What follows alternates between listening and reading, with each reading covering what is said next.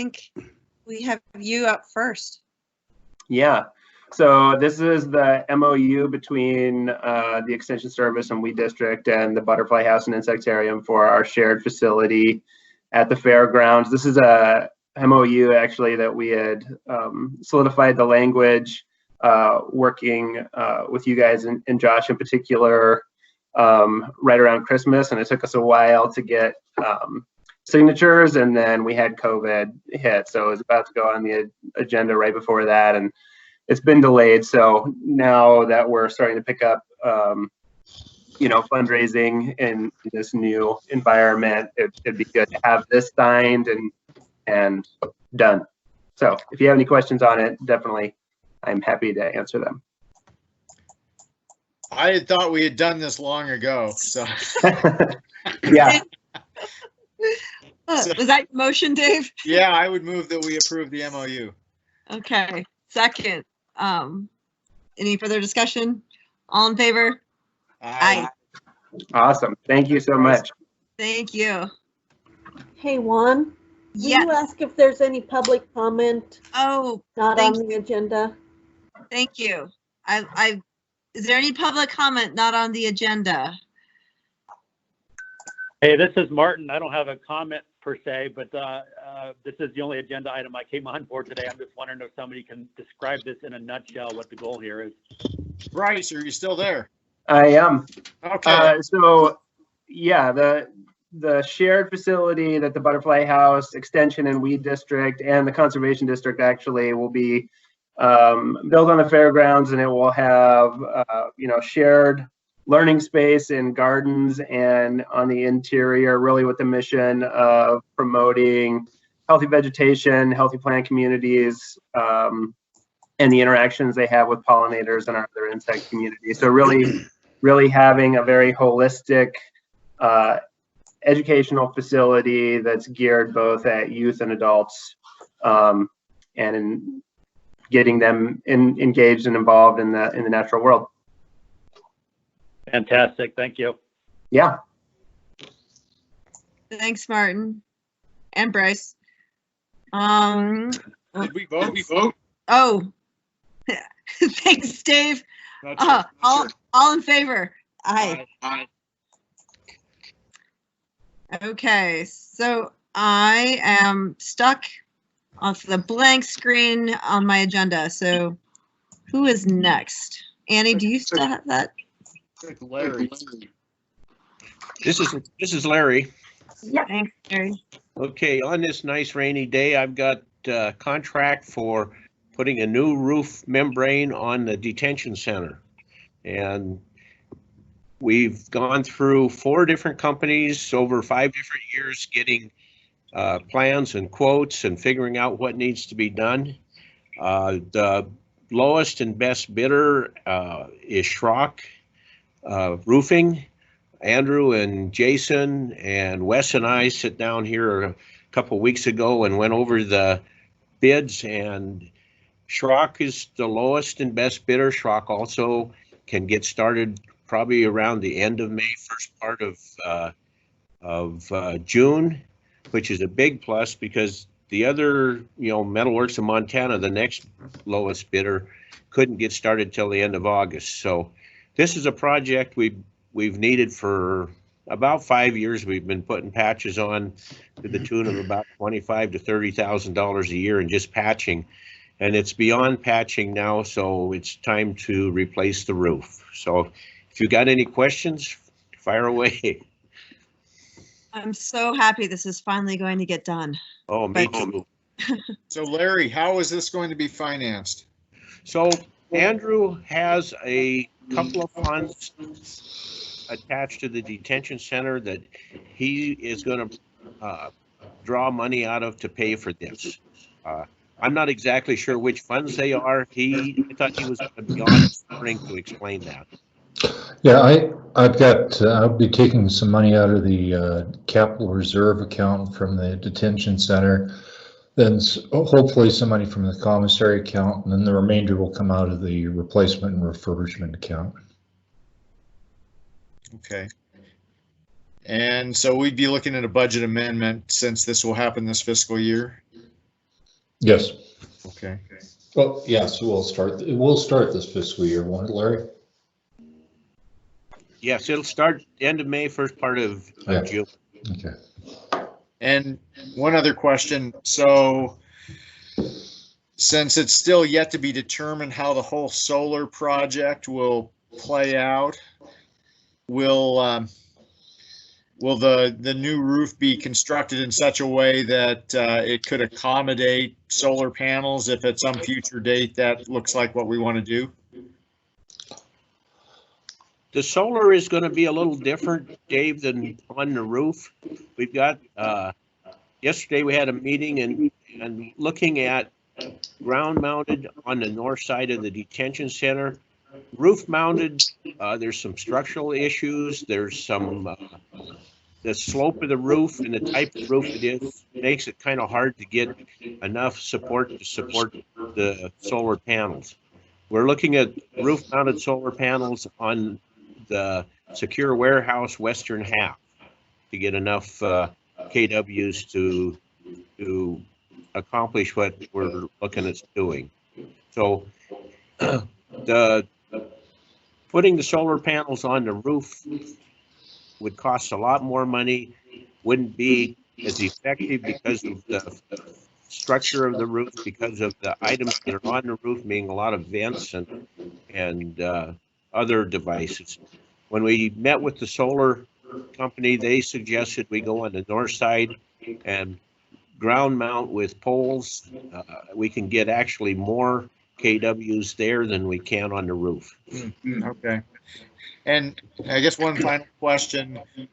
What's the life expectancy of the new roof going to be, and what sort of material?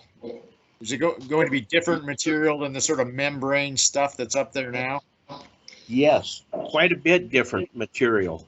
What we found is the materials that they were using 20 years ago did not last the 30-year period that they thought.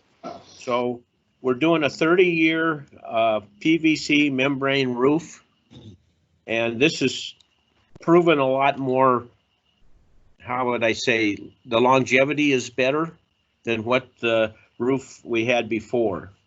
Seems like as time goes on, they find better materials or find that certain materials don't last as long as what they were supposed to. So this is a PVC membrane, 30-year warranty. Hopefully it lasts that long. So, Okay, thank you. you bet. So with that, I would move that we approve the PSA for the roof replacement. Second. Any further discussion? All in favor? Aye. Aye. Okay. Thanks, Larry. You bet. Thanks so much, You Larry. really appreciate this. Yes. Okay, so now we have a request for the board to authorize Shane Stack with an MOA. Shane. Oh, this is Eric pinch hitting for Shane. He's on another call. So, yeah, this is a flap grant that the BLM received and on Johnsrud Park Road, and of course we maintain the first portion of that. And their improvements will, I believe, include, well, I know they will include paving.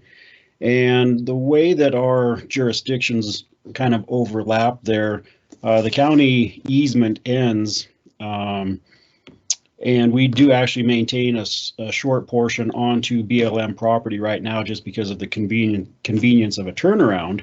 And in that last several hundred feet of our jurisdiction, our road is gravel. And actually, the BLM a couple years ago got a hold of me and told me that they were going to apply for this grant and said, hey, you're going to have a gravel portion between your paved portion and our paved portion. It's going to look silly. So at that time, I said, well, we'd get it taken care of. And of course, since then, they've offered to pave that portion of our road that is still gravel. So this is a great opportunity for us to make one continuous project and improve our portion of road along with the BLMs. So we would definitely encourage the commission to approve the agreement and allow Shane to sign it so that we can get our improvements completed at no cost to us. Great. Dave, what was the question that Mako had about this? Oh, I didn't. Well, I did not realize that apparently Mako, as an entity, plays a role in the decision making as to how FLAP grant funding is ultimately divvied up. Apparently, they have a seat on whatever body it is that reviews this stuff. Which caught me a little off guard as to why Mako would take an interest in a Johns Rood FLAP grant. But Eric, do you have any more details there as far as the review body that ultimately determines how FLAP funds are distributed? I don't. The fact that Mako was on that committee would be news to me as well.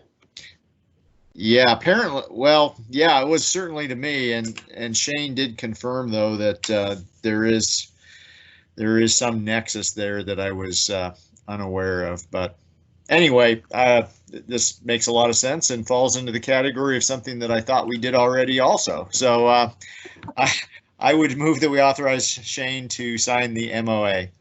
Second. Any further discussion? All in favor? Aye.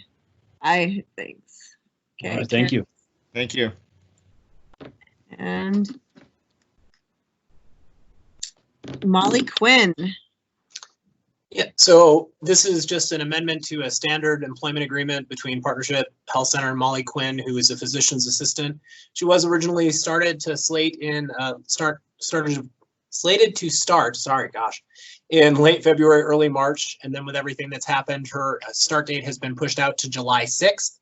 And so this just amends the employment agreement to extend that start date from the original proposed start date to July 6th. That's the only substantive change to the agreement. Okay. Okay, I would move that we approve the amendment to the employment agreement. Second. Any further discussion? All in favor? Aye. Aye. Any correspondence? It is dumping huge flakes in Greeno right now. Like, Crazy.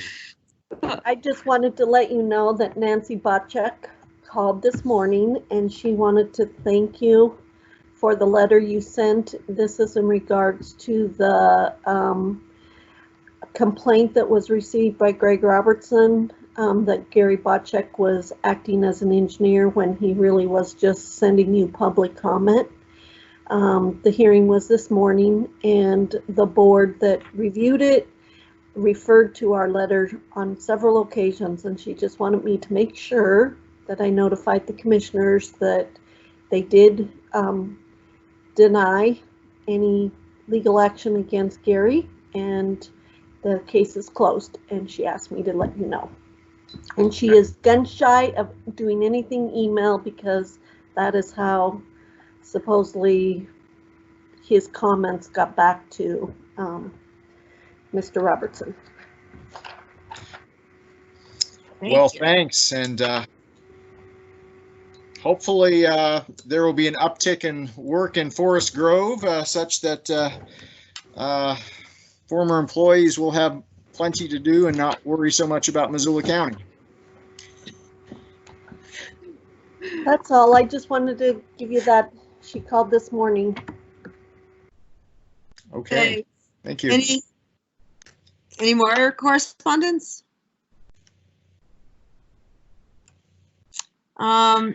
Upcoming board meetings or review of meetings?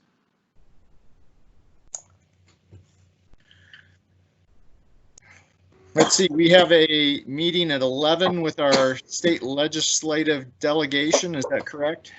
That's correct. And Andrew, we just sent you the meeting notice. Your spreadsheet and your letter that went to the governor is on that agenda. In fact, it's first on the agenda. luckily Dave caught that you that you needed to be there. I'm sorry I missed that. So if you could attend, that would be great. It's not a problem. I'll be there. I just saw the invite. Is there, trying to look at the agenda, There is an agenda. okay, there it is. Is there anyone else who we need to attend? So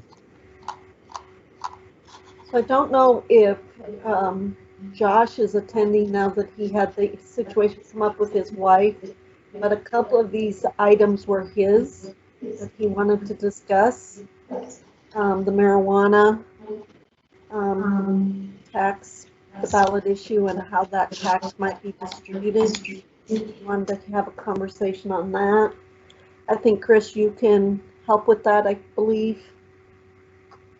I can talk about his desire to use a similar funding formula to what's used by 911, where there's a base allocation to make sure that all counties, and then potentially doing beyond that as a proportion based on population. Okay. And Do we want to, does Josh want to be here for this meeting? Should we remind him or? Yeah, it probably wouldn't hurt just to remind him if, Okay, I'll shoot him a text. okay. I will not be on the call. I have an election center update. Chris and Ann, I believe, will be on the call. Okay. Any other meetings? We also have COVID-19 up here. I would just remind you tomorrow we're gonna have an officers meeting, and the only thing COVID related tomorrow is to start thinking about what our reopening strategy is gonna look like. That'll be on tomorrow's meeting with the officers at 10 o'clock. So if you could give that some thought. Great, thank you. Oh, and I just noticed, so tomorrow night we have another town hall meeting with community councils. Forgotten about that. Yeah. We Wow, have an officers meeting tomorrow at 10 that Chet will be on also, so we thought we could cover it there to go over what we might want to have ready. Okay. We can talk about it now too. I was just saying it's on the agenda for tomorrow. No, that's fine. Okay. Yeah, and I agree, Chet should be on the call, so it'd be good to have Chet there. This is Sarah. I just sent out that reminder. Okay, I just heard Sarah. Yeah, Can you hear me? no, Very barely. very faintly. Oh, can you hear me now? Slightly better.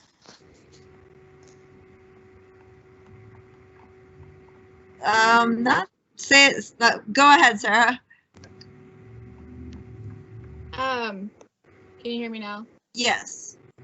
Okay. I just wanted to know if there was any different way that you wanted that town hall meeting run tomorrow night, or if you want to just do it like we did the last one. I thought it worked really well the last time. Yeah, I did too. Okay. If anything comes up tomorrow with your conversation with Chet regarding the meeting flow that you need me to know, will you just send me a note beforehand? Yeah. Okay, thanks. Thank you. I just saw Vicky, that office is frighteningly barren. Sorry. Oh. It is pretty barren in here. Well, if we don't have anything else, we'll talk to you guys in 40 minutes. Okay. All right. Thanks, everyone. Goodbye. Bye. Goodbye.